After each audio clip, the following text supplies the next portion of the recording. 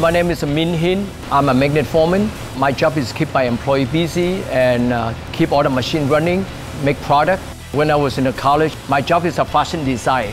But I changed my major because my full-time job is electronics. So there I have to change my major from designing to engineering, electrical.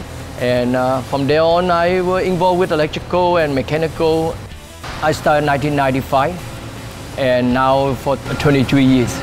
It is very important for domestic product. First thing, we're proud to say, make in USA. I've been here for this country 43 years, but look like you buy some stuff USA. They're strong, they're tough, and they last longer in our product. And also, why we make it domestic, there's a create job.